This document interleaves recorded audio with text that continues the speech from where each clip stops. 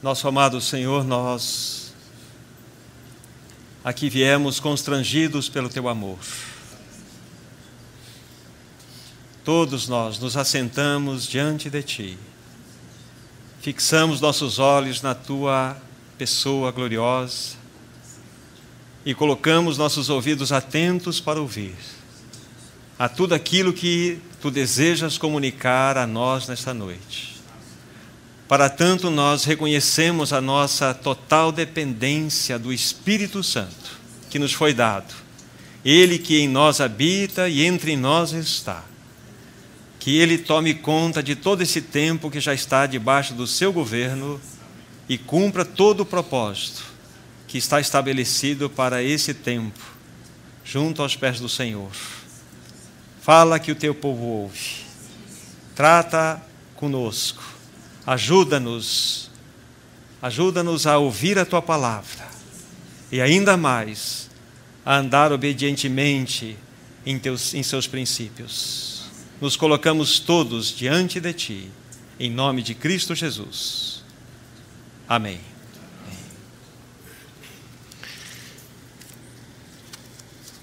Irmãos, alguns meses atrás, o Senhor havia dado encargo ao meu coração, o qual foi dispensado aos irmãos naquela oportunidade, aonde talvez não todos, mas uma grande parte de vocês estará se lembrando, quando nós tratamos daquelas 10 evidências que caracterizam que Cristo é o cabeça de uma assembleia, de uma igreja local. E junto com essa colocação, nós fizemos a mesma proposição no que concerne a nossa caminhada individual. Quais seriam as 10 características que evidenciariam que estamos santificando a Cristo como Senhor em nossos corações. E naquela oportunidade, os irmãos se lembram que nós colocamos estas proposições. Vamos fazer uma lembrança rápida de cada uma delas, para então entrarmos no encargo final que envolve esse tempo que já gozamos juntos diante do Senhor. Os irmãos se lembram que a primeira característica que evidencia que uma igreja tem Cristo, retém Cristo como o seu cabeça, é que ela é separada do mundo. Ela não tem acordos com esse mundo. E naquela oportunidade nós tratamos com bastante detalhes este aspecto. Também um grande desafio para o nosso caminhar diário. Como vamos santificar a Cristo como Senhor em nossas vidas, se nós não experimentarmos de modo genuíno uma separação do mundo?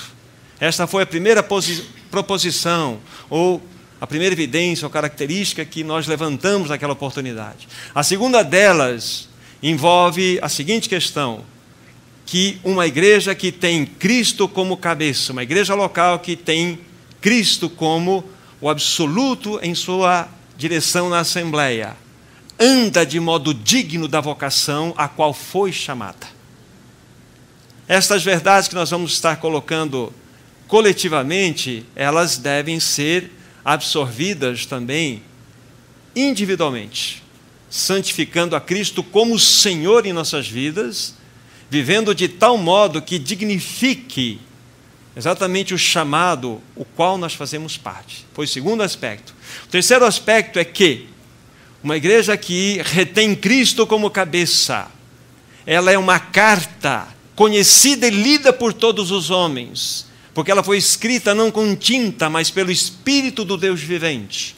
Ou seja, todos nós, ainda que silenciosos, estamos divulgando uma mensagem quando as pessoas tocam a nossa vida, tanto coletivamente falando, como individualmente tocando nesse assunto. Esse foi o terceiro aspecto, também discorrido com bastante detalhes naquela oportunidade. O quarto aspecto é que o que evidencia que Cristo é o cabeça de uma igreja local é que ela é uma escrava de amor deste Senhor que por ela morreu e ressuscitou.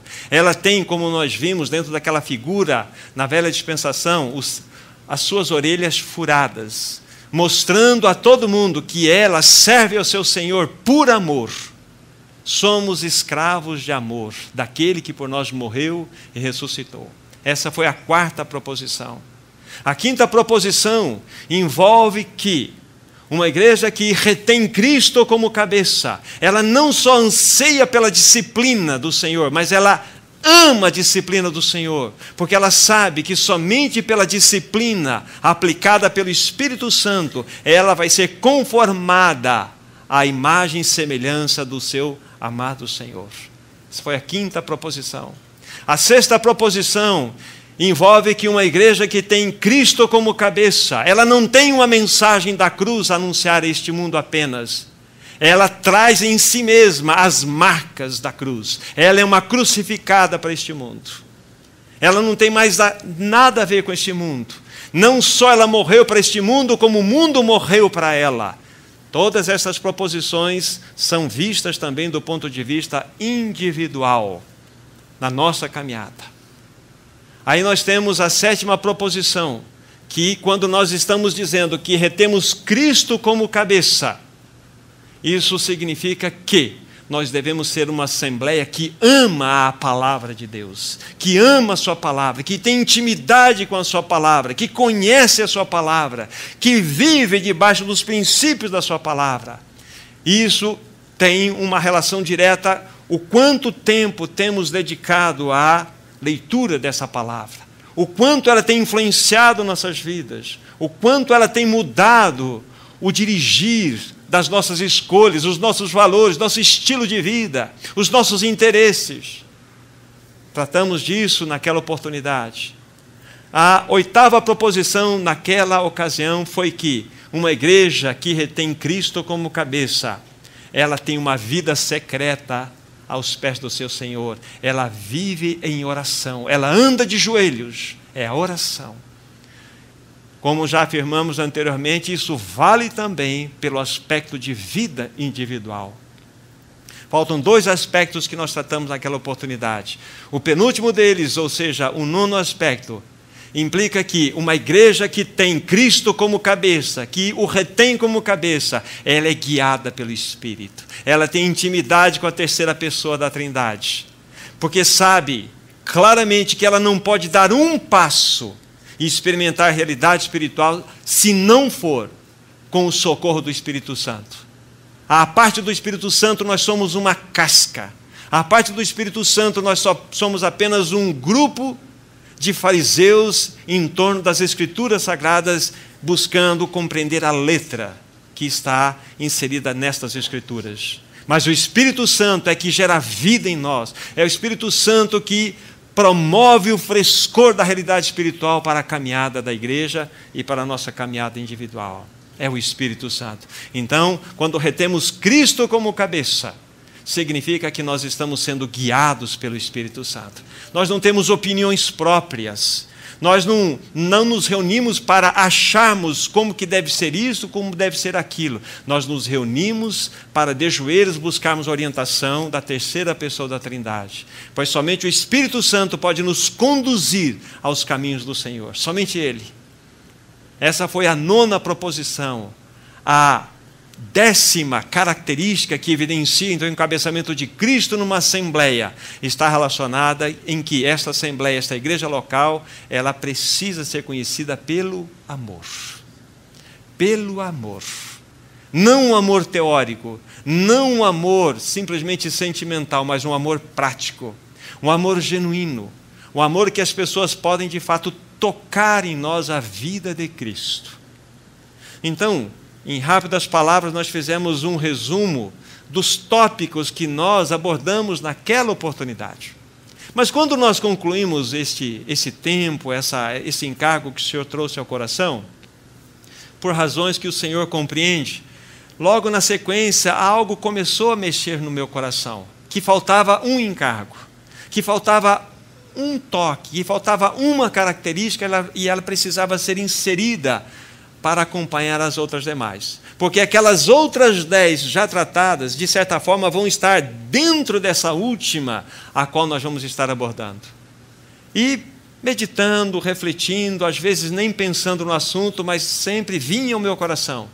E na viagem para São Lourenço, quando tivemos a oportunidade junto aos irmãos, o Senhor veio a confirmar que exatamente faltava aquele encargo. Naquele tempo que tivemos junto com os irmãos, com os demais, tantos outros santos que lá se reuniram, nós estivemos juntos naquela conferência que foi intitulada Preparando-se para a Volta do Senhor. E aquilo então fechou o meu coração. Aquilo trouxe um selo. E já há tempos atrás eu fiz uma anotação de que era necessário que no tempo do Senhor, na oportunidade que Ele pudesse abrir, estaríamos então tratando desse assunto com os irmãos. Que então agregaríamos esse último encargo concernente àqueles 10 pontos, então vamos agregar o 11º, que significa o seguinte, que uma igreja que retém Cristo como cabeça.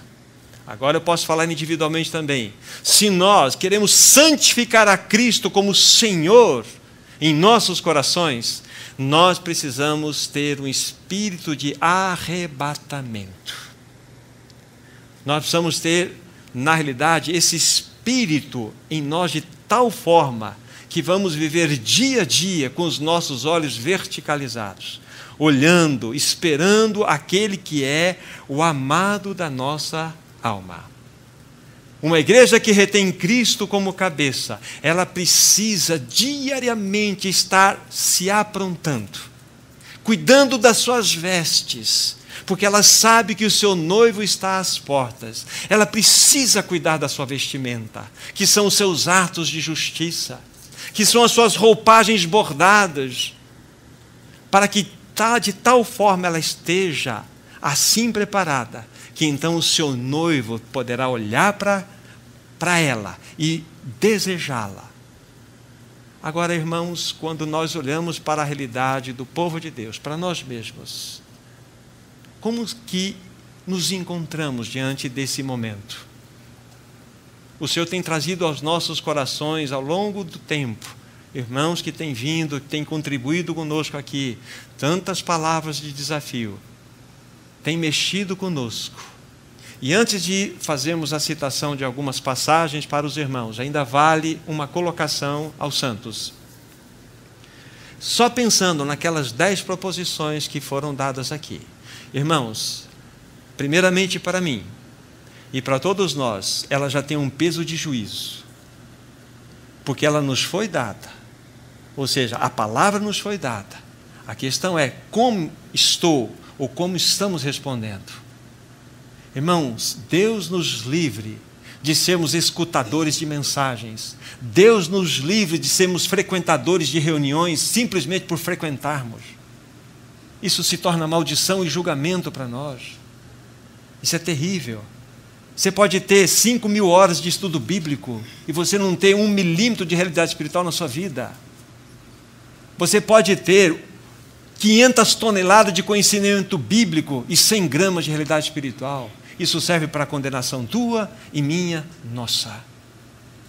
Irmãos, esta palavra que já tem sido dita há tempos atrás, não falo simplesmente a este encargo que foi liberado, mas por tantos outros irmãos que estiveram aqui e trouxeram o seu encargo, e a sua palavra foi trazida ao nosso coração. A questão é, o que estamos fazendo com essa palavra? Porque há um terrível mal em nós nos acostumamos em ouvir estudos bíblicos, ficamos frequentadores de grupos de estudos bíblicos, sendo que a palavra vem, é depositada em nossa mente, nos deliciamos com conhecimento e ficamos simplesmente nesse nível, nessa esfera do conhecimento. Irmãos, isso é condenação para nós mesmos. Então, que as palavras que foram ditas possam ser reavivadas no nosso íntimo e entender que o Senhor tem trazido uma palavra presente para nós. Ele tem nos visitado. O irmão, na abertura, falou isso aqui. O Senhor tem nos visitado. E a questão é, na visita que Ele tem feito, Ele tem trazido aos nossos corações uma verdade. O ponto é, o que estamos fazendo com esta verdade? Então vamos pegar a primeira passagem, 2 Pedro, para iniciarmos, então, a conclusão daquele encargo, daquela oportunidade seria o 11º, que uma igreja que retém Cristo como cabeça, ela tem um espírito de arrebatamento. Ela não simplesmente estuda sobre a segunda vinda do Senhor ou a volta do Senhor. Ela não está curiosa apenas em conhecer os eventos que implicam na sua volta, mas ela tem, de fato, no seu coração um anseio para encontrar o amado de sua alma. Ela tem um desejo de que as suas roupagens sejam tecidas de tal forma que vai honrar o seu noivo quando ele vier buscar. Então, 2 Pedro, capítulo 3, eu vou ler do versículo 8 em diante. Há, todavia, uma coisa, amados, que não deveis esquecer, que para o Senhor um dia é como 1000 anos, e 1000 anos como um dia. Não retarda o Senhor a sua promessa, como alguns julgam demorada. Pelo contrário, Ele é longânimo para convosco, não querendo que nenhum pereça, senão que todos cheguem ao arrependimento. Virá, entretanto, como ladrão, o dia do Senhor, no qual os céus passarão com estrepitoso estrondo, e os elementos se desfarão abrasados. Também a terra e as obras que nela existem serão atingidas. Visto que todas estas coisas hão de ser assim desfeitas, deveis ser tais como os que vivem em santo procedimento e piedade, esperando e apressando a vinda do dia de Deus, por causa do qual os céus incendiados serão desfeitos e os elementos abrasados se derreterão. Nós, porém, segundo a sua promessa, esperamos novos céus e nova terra, nos quais habita a justiça. Por esta causa, pois, amados, esperando estas coisas, empenhai-vos por seres achados por Ele em paz, sem mácula e irrepreensíveis. E tende por salvação a longanimidade de nosso Senhor, como igualmente o nosso amado irmão Paulo vos escreveu, segundo a sabedoria que lhe foi dada. Até aqui. Apocalipse, capítulo 21.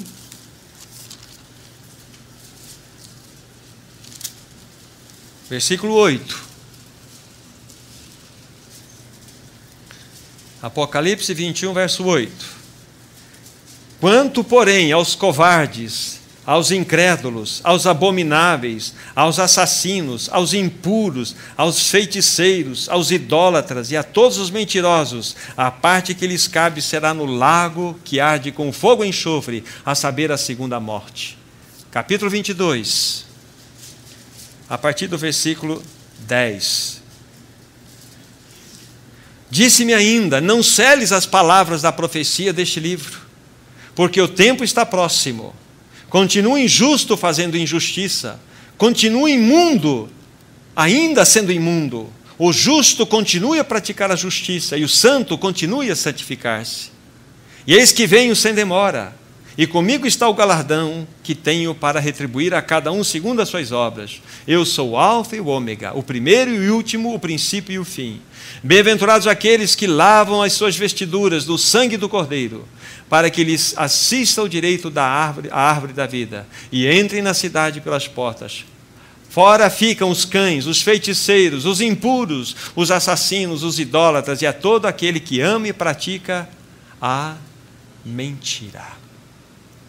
Estes textos até o momento, irmãos. A palavra do Senhor nos ensina, amados irmãos, que nós devemos estar atentos com os sinais que estão acontecendo à nossa volta. Recentemente, o irmão Gino esteve conosco e nos apresentou várias perspectivas da palavra do Senhor, olhando os sinais que estão à nossa volta, para que, observando estes sinais, nós pudéssemos então discernir que nós estamos inseridos no tempo do fim. Eu não vou tomar esta linha para observar os sinais, mas eu vou ler. Normalmente eu sou reticente a fazer isto, mas eu vou ler 2 pequenas reportagens, e eu gosto de verificar isto antes para ver até a veracidade disto, para que pelo menos tenhamos em pauta isto, para que eu faça um comentário e depois vamos dentro daquele encargo que está propriamente dito no meu coração. A primeira notícia dela, que tenho a dizer a vocês, ela ocorreu aproximadamente, pelo menos chegou às minhas mãos, há mais de um mês atrás. Então vamos contar isso dentro dessa possibilidade. Israel pode substituir dinheiro de todo o seu país por transações por chip. O governo cria uma comissão para estudar como eliminar o dinheiro e mudar a economia israelense. 2 semanas atrás, o governo de Israel anunciou a criação de uma comissão que irá estudar formas de eliminar o dinheiro circulando no país. Segundo foi anunciado, seria a melhor maneira de impedir os cidadãos de sonegar impostos. O comitê será presidido por Harel Locker, diretor do escritório do primeiro-ministro. O dinheiro de papel seria substituído por transações eletrônicas, feitas por cartões de chip. Com as novas tecnologias, os bancos podem controlar quanto as pessoas têm em suas contas e quanto podem retirar. As empresas de cartões atuais registram quanto as pessoas gastam, mas o governo não tem o controle. Ele vai desenvolvendo o assunto. Não precisamos ler tudo, vocês entenderam onde eu quero chegar. Que, segundo a perspectiva bíblica, nós não estamos lendo nada mais do que um noticiário bíblico transformado dentro de uma realidade contextual. Muito bem, mas uma outra notícia que eu peguei hoje com a ajuda do Abílio.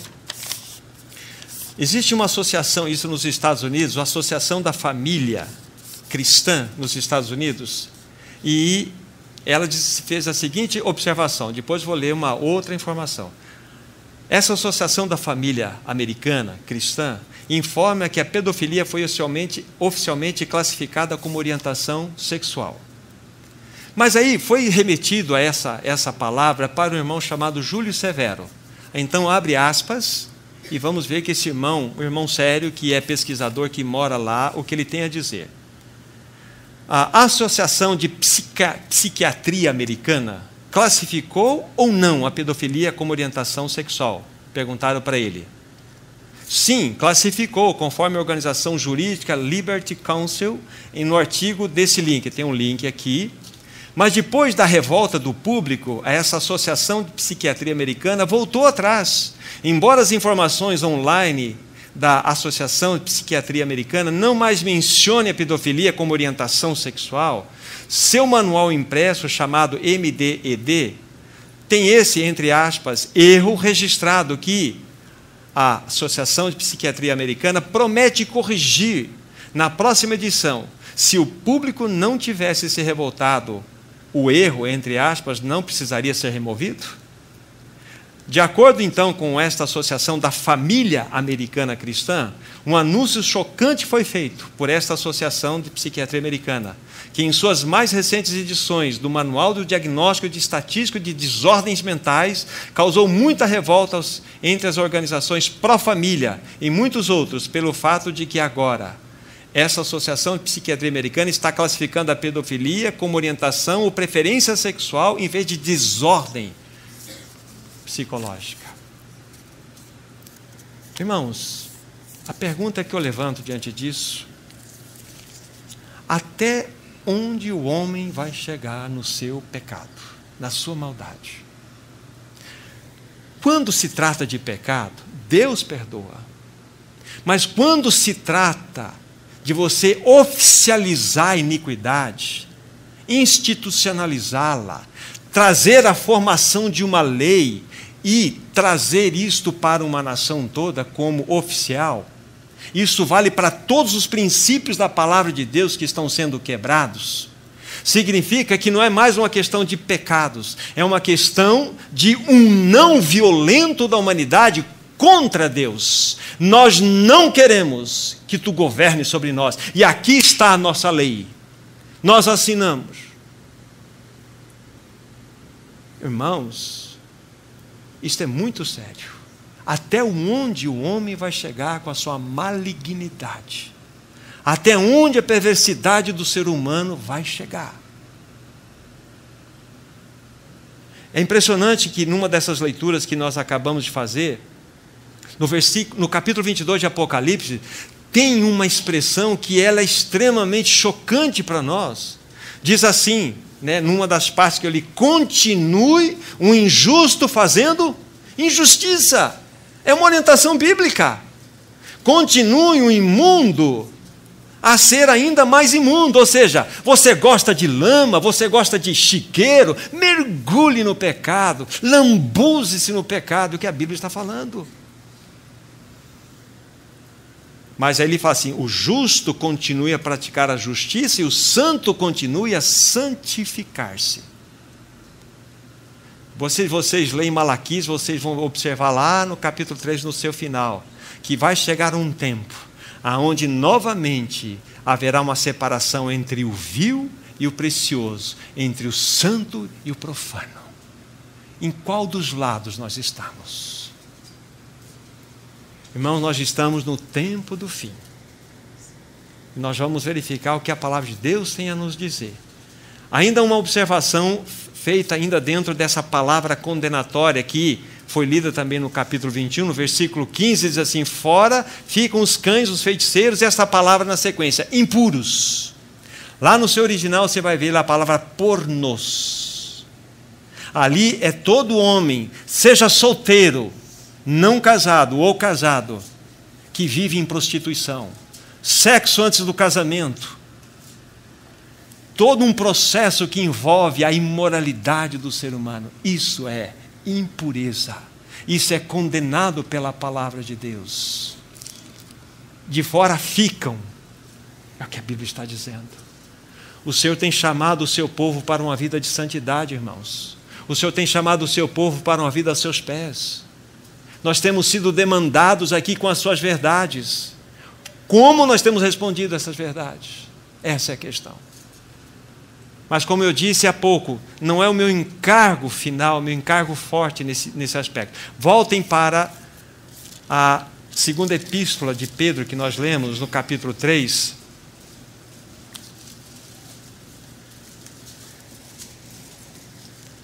Vocês observaram do versículo 8 até o versículo 10, é algo extremamente assim espantoso quando nós olhamos. Há estrepitoso estrondo, os elementos se desfarão abrasados, as obras que existem no céu serão atingidas. Então parece que toda a força do texto encontra-se nestes sinais que irão acontecer.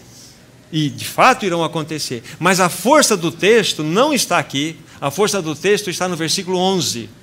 No versículo 11. Diz assim: visto que, a palavra diz, essas coisas hão de ser assim desfeitas, deveis ser tais como os que vivem santo procedimento e piedade. Aqui está a força do texto. Aqui está.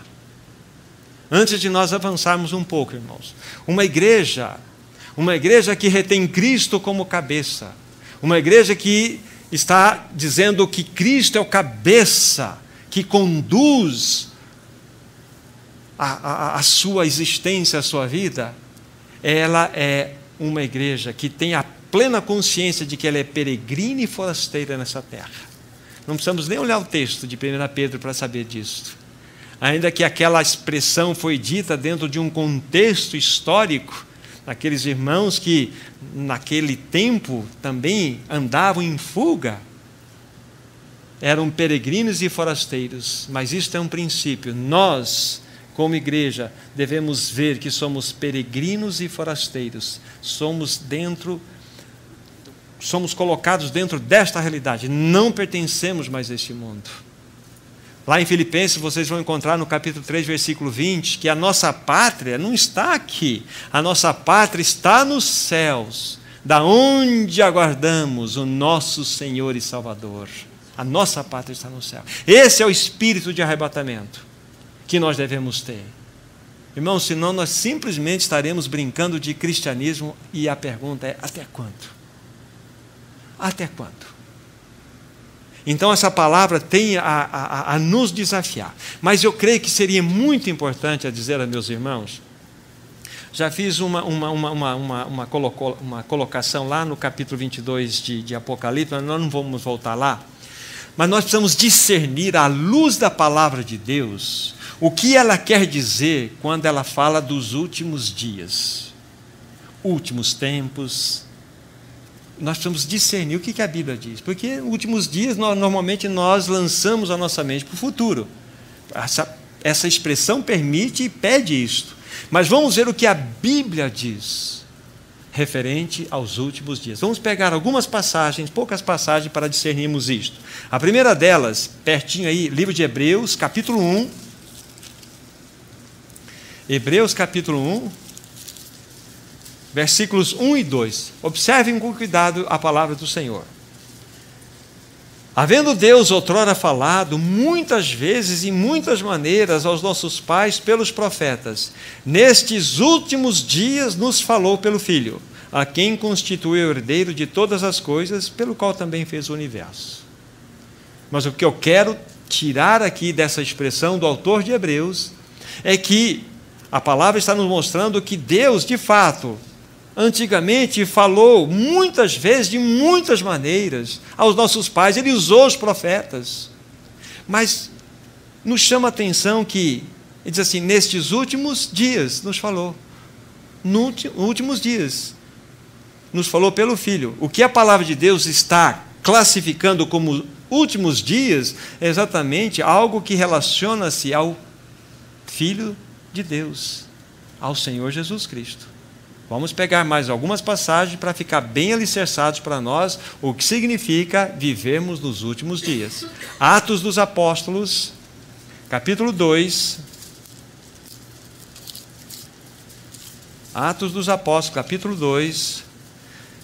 Quando o apóstolo Pedro ele faz aquele discurso logo após a descida do Espírito Santo, ele vai se lembrar de uma profecia do profeta menor chamado Joel. Observe o que ele diz aqui, Atos 2, versos 16 e 17.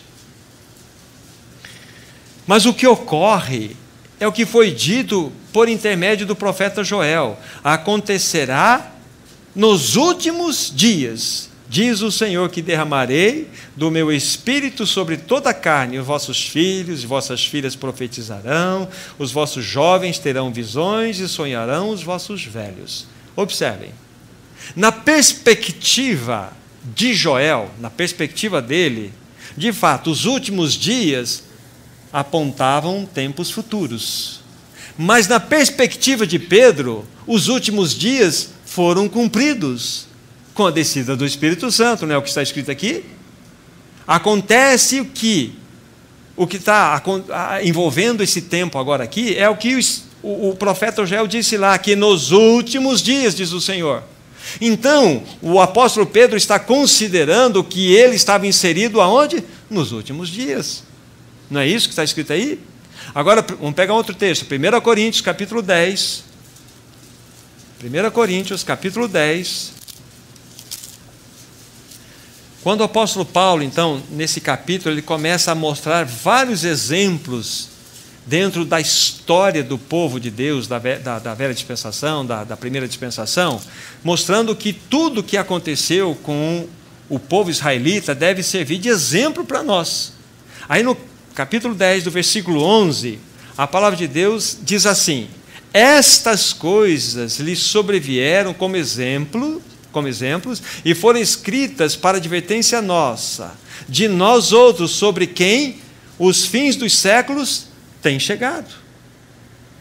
Isso tem uma outra expressão, uma outra maneira que nós estamos apresentando para vocês o que significa últimos dias à luz da palavra de Deus. E os textos estão nos apontando para algo bastante significativo. Bastante significativo. Eu creio que nós temos outras passagens aqui. Talvez não seja necessário, depois eu posso passar para os irmãos aqui, que desejarem. Mas vale a pena lembrar algo que o irmão, muito antigamente, ele deixou registrado. Ele falou assim: irmãos, o grande sino que está naquela torre, que tem um relógio, que está marcando as últimas horas da história dessa humanidade, já soou há muito tempo. Esse sino já soou. Aí ele completa dizendo o seguinte: com o nascimento, ou melhor, com a encarnação, a vinda do Senhor Jesus a este mundo, com a sua obra, com a sua morte, com a sua ressurreição, com a sua ascensão, com a sua exaltação, com a sua glorificação, com o envio do Espírito Santo, inaugurou-se o que nós conhecemos hoje, últimos dias. Quero dizer uma coisa para os meus irmãos: vocês e eu nascemos nos últimos dias. Os últimos dias que a palavra de Deus nos mostram aqui não tem nada a ver com perspectiva futura, tem a ver com o momento presente. Veja como é sério. Nós estamos nos últimos dias. Todos os irmãos que viveram nas gerações passadas viveram apenas num único período, últimos dias, finais dos tempos. Ou seja, a partir de todos esses acontecimentos, foi inaugurado os últimos dias. Irmãos, já conta-se mais de 20 séculos. Quanto mais nós estamos próximos da consumação destes últimos dias. Então essa é a primeira verdade que deve ficar gravada em nossos corações. Que quando a Bíblia fala de últimos dias, últimos tempos, finais dos tempos e outras colocações que implicam a volta do Senhor, necessariamente está relacionada com o tempo presente e não o tempo por vir. Vocês e eu nascemos nesses últimos dias. O que o Espírito Santo fez nas gerações passadas? Ele foi colhendo aqueles que fielmente buscaram a face do seu Senhor, aqueles que responderam às demandas que o Espírito mesmo trouxe naquela realidade quando aqueles irmãos viviam. E hoje o Espírito Santo, na nossa geração, está olhando para o povo de Deus, buscando aqueles que têm seus corações depositados aos pés do Senhor, para que eles possam ser transformados à imagem e semelhança de Cristo. Ele está buscando uma assembleia, aonde ele possa ver que Cristo está sendo encabeçado, para que essa assembleia possa ser adornada, para que ela possa ter vestes adequadas para receber o seu noivo. Temos respondido? Temos dito sim aos arranjos do Espírito Santo, quando somos visitados por circunstâncias inesperadas? Ou os nossos olhos focam horizontalmente e achamos os culpados pelas nossas frustrações, pelas nossas decepções?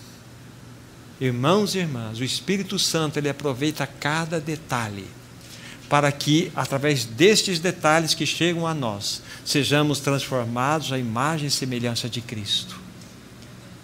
Não olhe para o teu irmão, não olhe para a tua irmã, não olhe para aquele que está ao teu lado como se fosse o responsável por toda a frustração da tua existência. Este irmão, esta irmã que está ao seu lado, seja marido, seja esposa, é a bênção do Senhor para você. Ele quer te quebrar como quer me quebrar, para que mais e mais do caráter de Cristo seja formado em nós. Mas nós precisamos dar um passo seguinte para estarmos solidificados dentro do encargo que nós precisamos liberar para os irmãos. Uma vez que a palavra já nos mostrou que últimos dias é o tempo presente, podemos agora dizer uma expressão e depois buscarmos provas na palavra de Deus para ela. Que todas as vezes que a palavra de Deus trata do assunto segunda vinda de Cristo ou da volta dele, estritamente está relacionada com santidade pessoal e santidade coletiva. Nós vamos ver alguns textos e vamos ficar impressionados que a demanda que o Espírito Santo, a terceira pessoa da Trindade, tem para conosco é esta: ele quer nos preparar como noiva para recebermos o nosso Senhor. Então volto novamente a dizer, todas as vezes que nós vamos olhar os textos, alguns deles aqui, que a palavra de Deus fala a respeito da segunda vinda de Cristo ou da sua volta, necessariamente esses textos estão relacionados, estritamente falando, com santidade pessoal e santidade coletiva. Antes de lermos esses textos, Satanás odeia Deus. Satanás odeia Cristo, Satanás odeia a igreja, Satanás odeia a humanidade. E ele vai fazer de tudo, no caso da igreja, para que não haja um testemunho, para que não haja uma expressão genuína da vida do Senhor Jesus Cristo. Satanás é ardiloso. Ele vai usar de todos os seus mecanismos. Só no planeta Terra ele tem 6.000 anos de experiência. Ele conhece a tua e a minha natureza. Ele sabe da nossa fraqueza. Ele sabe do nosso potencial, ainda como novas criaturas, do que nós somos capazes de fazer. Quanto mais um ímpio entregue a si mesmo, nessa desgraça do mundo que nós estamos vendo aí. Um mundo que está cada vez mais sendo institucionalizado dentro de uma agressividade contra o Senhor. É um não contra Deus, a favor de toda espécie de moralidade que nós possamos imaginar. E nós, povo de Deus, ainda temos as nossas vestes tão maculadas, tão manchadas, precisando da ação do Espírito em nós, para que sejamos purificados. E assim nós, de fato, sejamos aquela noiva adornada, que o Senhor vai ter prazer em ver e em nos buscar. O Senhor nos ajude. Então vamos ver algumas passagens. A primeira delas, podemos pegar o nosso texto base, 2 Pedro 3, já fizemos uma pequena abordagem nela, mas vale a pena olhar novamente para ela. Versículo 11, já chamamos a atenção dos irmãos aqui. Visto que todas estas coisas, aquilo que nós vimos anteriormente aqui, todos aqueles estrepitosos estrondos, as situações sendo desfeitas, veja que isso está chamando a atenção. Mas o apóstolo, diante de todo esse cenário, ele fala, visto que todas estas coisas hão de ser assim desfeitas, deveis ser tais como os que vivem em santo procedimento e piedade. Olha aqui. A palavra piedade é uma palavra muito linda nas Escrituras Sagradas. Sabe o que ela significa? Semelhança com Deus. A gente pensa que piedade é aquela pessoa piedosa, né? A pessoa chama-se pio, né? O que é o ímpio? É o contrário do pio, né? Mas a pessoa piedosa é aquela que se assemelha ao seu Deus. Então veja o apelo do apóstolo aqui, mediante o que vai acontecer no tempo do fim, nos últimos dias, nos quais estamos inseridos. Devemos viver em santo procedimento e piedade. Veja como que no versículo 12 se torna facilmente visto para nós, até interpretá-lo de maneira adequada. Aí diz assim, esperando e apressando a vinda do dia de Deus ou do Senhor. Aí diz assim, por causa dos céus incendiados, etc, etc, etc. Mas esperando e apressando. É interessante. Como que nós podemos esperar, não só esperar, mas apressar a volta do Senhor? Como que nós podemos interferir no kairós de Deus? Nós nunca vamos interferir no kairós de Deus. Nós temos o nosso cronos. Mas o kairós de Deus não acontece antes, não acontece depois. Mas a palavra de Deus nos traz essa palavra aqui. Se vocês olharem lá no seu contexto primário, original, é essa expressão mesmo, esperando e apressando. Quer dizer que nós podemos apressar a volta do Senhor? Uma coisa que me chamou a atenção pelo irmão Gino, quando ele disse assim, antes de eu dizer isto, o meu encargo não tem nada a ver em igreja ser arrebatada antes da grande tribulação, no meio da grande tribulação, depois da tribulação. Esse não é o meu encargo com os irmãos hoje. Meu encargo é mostrar que os últimos dias estão relacionados com o tempo presente. Meu encargo é mostrar que a igreja que tem Cristo como cabeça, ela vive em santidade, porque é assim que ela vai estar vivendo no espírito de arrebatamento, que é o 11º encargo, somado àqueles outros 10 já compartilhados. Então, dito isto, o irmão Gino disse o seguinte, olha só que interessante, orai para que a vossa fuga não se dê no inverno. Quer dizer que se nós orarmos, o Senhor pode nos atender e nos evitar que a nossa fuga, podemos ser tirados dessa fuga ocorrendo numa situação de inverno? A palavra permite que nós interpretemos assim. Ou seja, percebe que há uma relação do povo de Deus ao coração dele, e nesta relação de oração, o Senhor se movimenta dentro de algo que nós acontecemos e o seu kairós é sempre kairós, mas ele atende a oração do seu povo. Que coisa impressionante! Mais impressiona o Senhor Jesus quando arguido sobre a segunda vinda dele, quando ele disse todas aquelas situações que iriam ocorrer. Depois os irmãos podem ver em Marcos capítulo 13, a partir do versículo 32, esse assim, com relação a este assunto, ninguém sabe, nem os anjos dos céus. Aí diz assim, nem o Filho do Homem. Mas espera lá, nem o Filho do Homem, sabe? Aí tem as várias interpretações para essa expressão. Mas por que ele disse nem o Filho do Homem? Quando você pega esse texto, coloca ao lado deste, esperando e apressando a volta do Senhor, há uma conexão direta em que a resposta da igreja, as demandas dele, tem tudo a ver com apressar a sua volta ou retardar. Irmãos, eu não vou nem contar como eu penso sobre escatologia aqui. Há algumas coisas bastante interessantes que a gente precisa considerar. Mas, irmãos, pergunta para vocês e para mim. Deus havia, pelo instrumento chamado Moisés, tirado o seu povo do cativeiro egípcio. E deu uma palavra, vocês vão sair daqui e vão para uma terra chamada Canaã. Teríamos um curto espaço de tempo, beirando os 2 anos, e estariam lá na boca de Cádiz Barneia. Entra e possua. Mas eles entraram? Não entraram. Foi a vontade de Deus? Não, Deus queria que eles entrassem. Aqueles 40 anos ficou por conta da incredulidade e dureza de coração, como diz Hebreus. Irmãos, nós escolhemos a tribulação. Nós escolhemos, esperando e apressando a volta do dia do Senhor. Deveis ser tais, uma vez que vocês viram que tudo isso irá acontecer, que vivem em santo procedimento, apartados. Uso exclusivo de Deus. Santo procedimento não é impecabilidade e inerrância. Viver de modo santo é viver de modo separado para Ele, porque vocês, e muito mais eu, vamos tropeçar e cair. Vamos desagradar o nosso Senhor, vamos desagradar o nosso irmão, nossa irmã. Mas nós temos o caminho do perdão, o caminho de nos arrepender. Nós temos esse caminho. O que a palavra irrepreensíveis significa na Bíblia?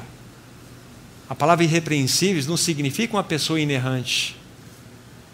A palavra irrepreensível significa que quando eu tenho um problema com qualquer irmão, eu pequei contra o meu irmão, eu me tornei repreensível nesse pecado diante daquele irmão. E se eu não tratar desse assunto com ele, eu vou tratá-lo diante do Bima, do Tribunal de Cristo. Me tornei repreensível neste mal. Mas se eu tratar desse assunto com meu irmão, à luz da palavra, me arrependendo, pedindo perdão ao Senhor, amparando-se no sangue dele, eu me tornei diante daquilo irrepreensível, porque eu tratei. Então, ser santo não significa ser inerrante ou impecável, porque até a Bíblia fala que as vestes dos sumos sacerdotes eram santas, vestes santas, porque elas foram separadas para uso exclusivo de um fim. E quando nós somos chamados santos por Deus, somos separados para Ele, para uso exclusivo dele e para Ele.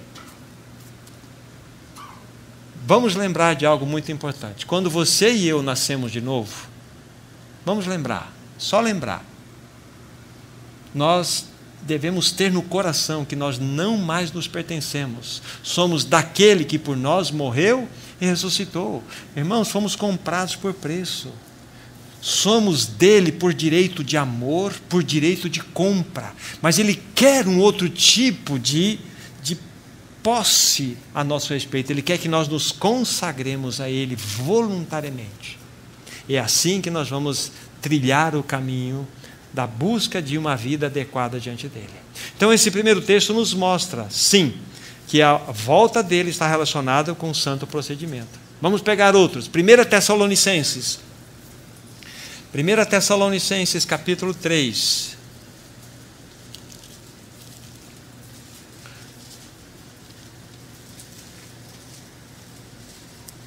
Versículo 13. Vamos aqui limitar alguns versos. 1 Tessalonicenses 3:13. Observe com cuidado esse texto.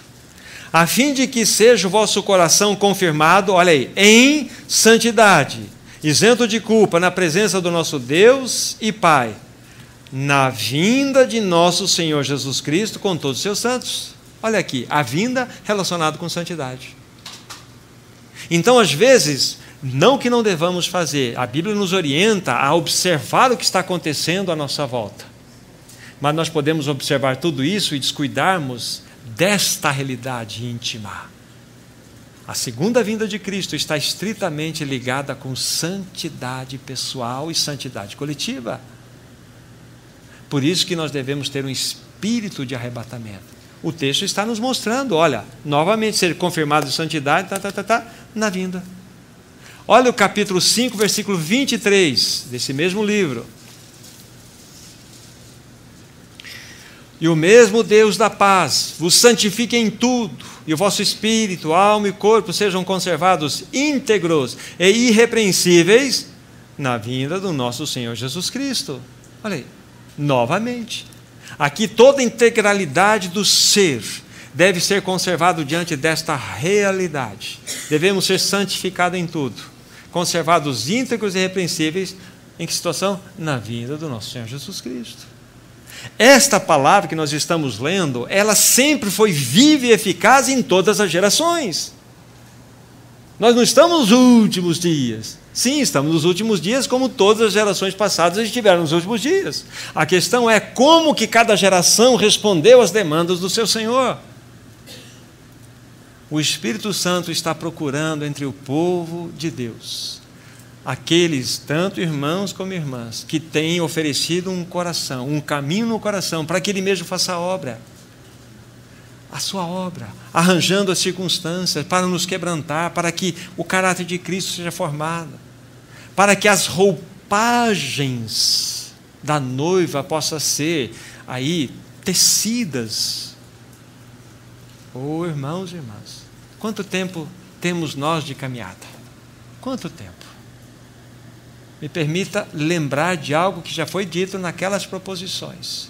Os irmãos da carta aos Hebreus, eles tinham no máximo 6 anos de caminhada. E a palavra nos mostra ali uma exortação muito grande pelo autor daquela carta. Que no tempo decorrido que eles já tinham, de caminhada, eles já deveriam ser mestres, mas eles estavam necessitando ainda de ser alimentados com leitinho. Irmãos, há um período na nossa jornada cristã que o leite faz muito bem. Pedro fala sobre isso. Desejai ardentemente, como crianças recém-nascidas, o genuíno leite espiritual, para que por ele seja dado o crescimento para a vossa salvação. Essa é uma bênção. Mas nós não podemos ficar para sempre com leitinho. O alimento precisa ser diferenciado. O irmão que escreveu a carta aos Hebreus disse isso. Agora, vamos focar aqui a nossa atenção. Quanto tempo você e eu temos de jornada cristã? E eu fico com vergonha disto. O tempo demandado, nós deveríamos ter muito mais de Cristo. Irmãos, todos nós que estamos aqui, todos nós podemos ter diversas, e temos diversas origens, diversos berços, diversas realidades, diversas formações. Mas vamos pegar aqui um exemplo único. Você pode ter a formação melhor que esse mundo pode te dar. Você pode ter a fortuna que esse mundo pode lhe conceder pela tua capacidade. Você pode ter todos os teus desejos realizados. Você pode ter tudo que os teus olhos ansiarem e a tua capacidade permitir que você tenha. Saiba que no último dia você vai fechar os olhos e tudo isso vai ficar na sepultura. E você, sendo um filho de Deus, uma filha de Deus, a única coisa que você e eu levaremos para apresentar diante do Senhor é o quanto de Cristo foi formado em cada um de nós. É a medida de Cristo. Isso é crescimento espiritual. Não é o quanto aprendemos de Cristo, mas o quanto de Cristo foi formado em nós. esta é a medida que nós vamos apresentar diante dele. Então nós podemos ter uma vida extensa aqui, mas uma vida extremamente pobre, com a cabeça inchada. Mas o Senhor quer que nós aprendamos que crescimento espiritual é nada mais do que ter Cristo sendo formado em nós dia a dia. E nós não precisamos buscar o meio pelo qual, porque o Espírito Santo, ele arranja as circunstâncias, ele promove os arranjos, para que nós sejamos quebrantados, que o nosso orgulho seja derrotado, para que a nossa soberba seja lançada ao solo. Ele nos humilha, ele quer que nós sejamos de fato esmirilhados, esmiuçados, para que somente Cristo seja formado. Pegue uma pétala de rosa sobre a sua palma de mão e comece a esmagá-la. Se vingue com toda a sua rudeza. Depois você cheire a sua palma de mão. Esta é a vingança que o cristão deve ter. A vingança daquela pétala de rosa é emitir ou exalar um bom perfume. É este o bom perfume que o Senhor tanto anseia em ver no seu povo. Como que uma igreja pode estar de fato retendo Cristo como cabeça? Como que nós podemos dizer que Ele é o cabeça dessa assembleia? Quando de fato nós estivermos vivendo num espírito de arrebatamento. Nós não somos desse mundo, estamos nesse mundo. Somos de uma pátria superior. Nós temos uma promessa de provisão. Certo irmão disse o seguinte: se os céus governam, os céus suprirão. O Senhor nunca nos desamparou e jamais irá nos desamparar. Nós somos peregrinos e forasteiros, mas nós devemos entender todas estas realidades para que possamos, então, ter esse coração de resposta às demandas dele a nós. Vamos pegar mais um outro texto aqui. Tiago, capítulo 5. Tiago 5, do verso 7 ao 9.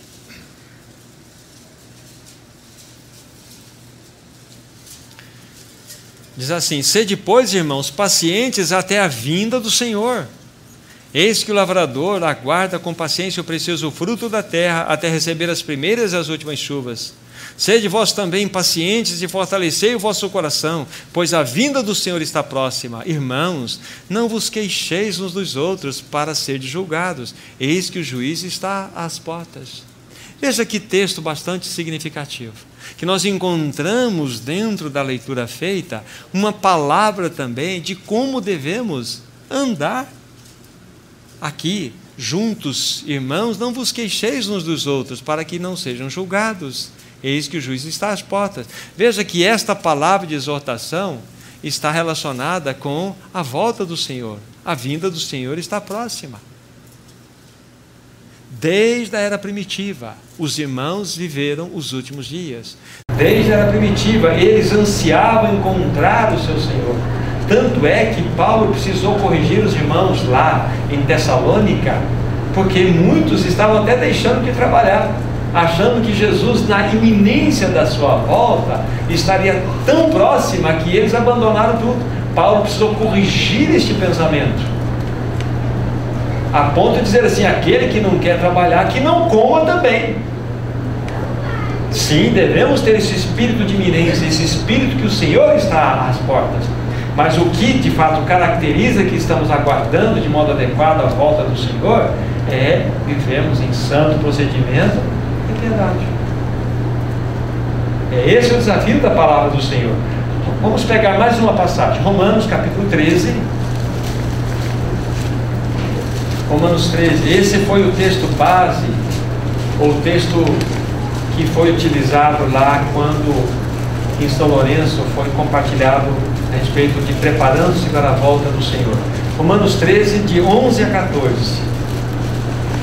Aqui também nós temos o mesmo direcionamento. E digo isto a vós outros, que conheceis o tempo, já é hora de vos despertardes do sono, porque a nossa salvação está agora mais perto do que quando no princípio cremos. Vai alta a noite e vem chegando o dia. Deixemos, pois, as obras das trevas e revistamos das armas da luz. Andemos dignamente, como em pleno dia, não em orgias e bebedices, não em impudicícias e dissoluções, não em contendas e ciúmes, mas revesti-vos do Senhor Jesus Cristo, e nada disponhais para a carne no tocante às suas concupiscências. Olha que texto completo, mostrando a respeito dos últimos dias, devemos estar sendo despertados do sono.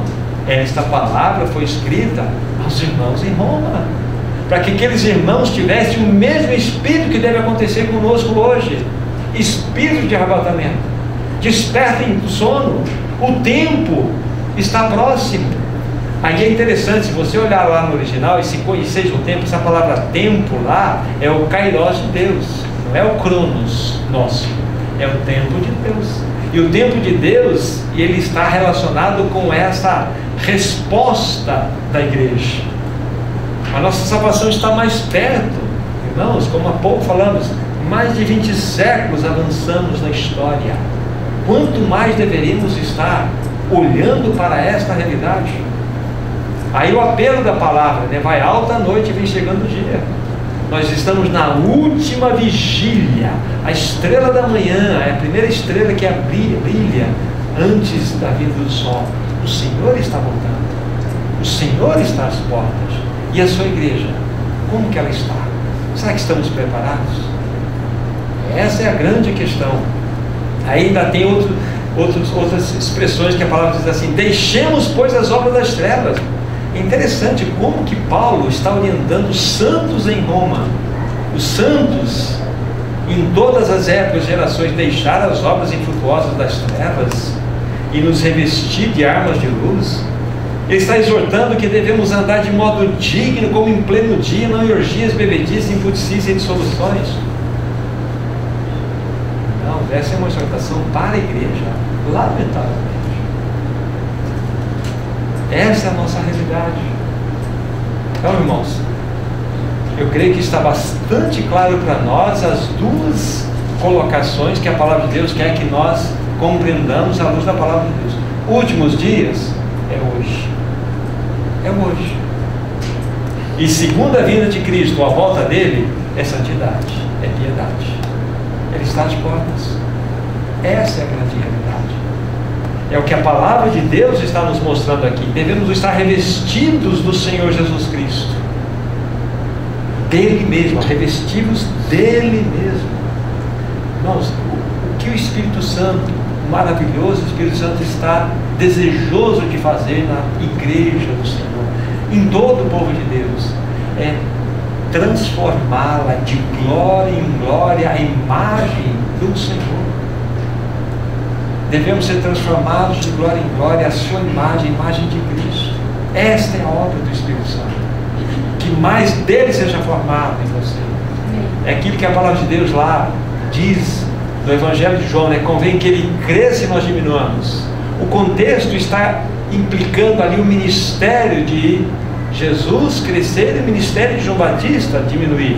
Mas isso é um princípio bíblico que nós podemos observar. Ele deve crescer e nós devemos diminuir. Sempre, sempre, sempre. Nós devemos dedicar ao Senhor o tempo que Ele tem nos dado. Remir o tempo, porque os dias são maus. Os dias são maus. Há outras passagens, mas eu venho crer que estas seriam suficientes para nós. Vamos voltar ao livro de Apocalipse, agora capítulo 19. Mais algumas poucas observações, irmãos. Apocalipse, capítulo 19. Apenas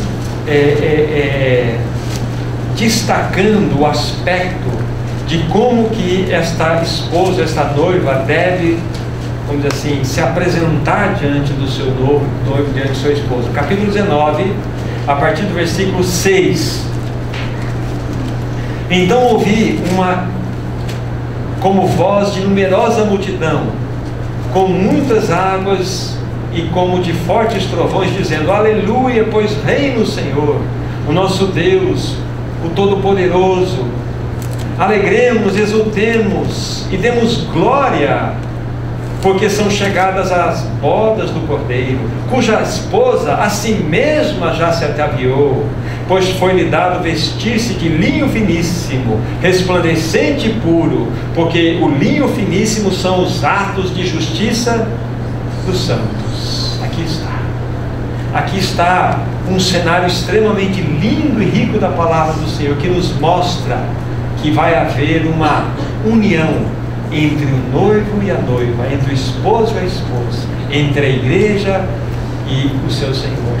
Mas nos mostra aqui a palavra de Deus que ela deve vestir com verso 8, foi-lhe dado vestir-se de linho finíssimo. Foi-lhe dado, isso é graça, foi-lhe dado vestir-se de linho finíssimo. Isso aqui é a obra plena da justificação que nós encontramos em Cristo Jesus. Somos salvos inteiramente pela graça, e não há nada nesse mundo que aconteça a parte dessa graça. Toda a movimentação do povo de Deus é fundamentada nela. Mas aí diz na sequência assim: revestir-se de linho finíssimo, resplandecente e puro, porque o linho finíssimo são os atos de justiça dos santos. Atos de justiça dos santos. Quer dizer que esses santos têm atos de justiça. E esses atos de justiça são praticados pelos santos, motivados, lógico, pela graça de Deus. Porque a nossa carne não pode produzir nada a não ser pecado. Então o que a palavra de Deus está nos mostrando aqui, que este linho finíssimo nada mais é do que a expressão de atos de justiça dos santos. Depois os irmãos confiram com Salmo 45, que fala lá da união de Cristo com a sua igreja na figura de um casamento, de um rei com a sua amada. É tremendamente lindo lá. Ali fala das roupagens bordadas, fala vestes de ouro, justiça, roupagens bordadas. Esse bordar é exatamente o que o Espírito Santo faz em nós, tecendo Cristo. Onde tem ponta, tem cruz. Não tem um ponto chamado ponto cruz dentro do que as irmãs tecem.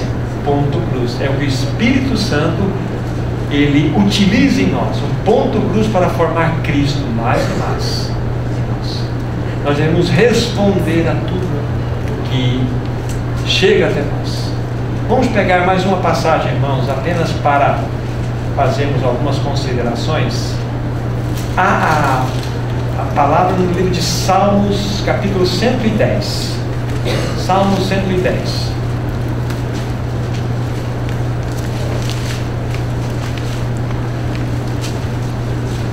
Versículo 1. Esse salmo, na realidade, ele vai ser repetido lá pelo apóstolo Paulo no capítulo 15 de 1 Coríntios, no verso 24. Mas vamos pegar ele aqui dentro da perspectiva do salmista Davi. Disse o Senhor ao meu Senhor: assenta-te à minha direita, até que eu ponha os teus inimigos debaixo dos teus pés. Esse texto é muito lindo. Por quê? Porque o Senhor Jesus Cristo, ele já venceu. Ele é o eterno vencedor. A obra que ele consumou na cruz, ela é absolutamente cabal. Quando ele pronunciou aquelas palavras finais, tetelestai, tudo está consumado. Então, tudo, absolutamente tudo, foi colocado aos pés do Senhor Jesus Cristo. E qual é a certeza que nós temos disso? Que ao terceiro dia, quando foram levar alguns incensos e alguns aromas para colocar sobre o corpo de Jesus, tiveram a surpresa de que ele não estava mais lá. Ele não estava lá. Por que vocês buscam dentre os mortos aquele que ressuscitou? Ele não está mais aqui, ele vive. Cristo vive, ele está sentado na destra da majestade nas alturas. Não há mais um lugar alto do que este. Dito isto, irmãos, quero focar uma situação. Satanás vai lutar ferrenhamente contra o testemunho da igreja, contra a santidade do povo de Deus, vai lutar contra nosso testemunho pessoal. Satanás vai lutar violentamente. Ele está extremamente aborrecido com o que está acontecendo nesse tempo do fim, porque ele sabe que os seus dias estão contados. Mas ele pode movimentar todos os seus demônios, ele pode movimentar todo o lixo do seu inferno, mas uma coisa é certa: o nosso Senhor está sentado, reinando soberanamente. Ele está aguardando a resposta da igreja. O Espírito Santo está aqui para revelar todas as riquezas que em Cristo há, para que nós possamos ser formados segundo a imagem e semelhança desse Senhor maravilhoso. Então, dito isto, eu quero dizer as últimas palavras de encorajamento, para nós concluirmos. Irmãos e irmãs, temos sido privilegiados por fazermos parte dessa geração do tempo do fim. Não pode ser diferente. Mas nós estamos sendo convocados a uma vida de santidade e piedade. Todos nós podemos, então, desejar isto no coração, ansiar isto no coração, de sermos um povo que ande segundo o Espírito, de sermos pessoas, filhos e filhas de Deus, que ande segundo o coração dele. E desta forma, irmãos, nós vamos estar de maneira real, genuína, dizendo que Cristo é o cabeça da Assembleia. Ele é aquele que nós retemos como cabeça, e Cristo é santificado como Senhor em meu e em nossos corações. Então a Ele toda a glória, toda a honra e todo o louvor. Eu vou fazer aqui uma oração, mas depois eu quero dar liberdade aos meus irmãos e irmãs que desejarem responder a esta demanda do Senhor, responder em oração. Vocês terão essa liberdade. Vamos lá. Maravilhoso Senhor, damos graças a Ti, porque nós somos tão privilegiados por fazermos parte dessa geração, a qual o Senhor tem derramado a Tua vontade, o Teu querer. Mas nós não queremos simplesmente receber a Tua palavra em nossa mente. Queremos que ela desça ao nosso coração e assim respondamos em obediência. Queremos ser um povo conhecido, um povo que anda em santo procedimento e piedade. Queremos ser pessoas que santifiquem a Ti como Senhor nos corações. Desejamos isto, faça isto por Tua graça, por Tua vontade. Em nome de Cristo Jesus. Amém.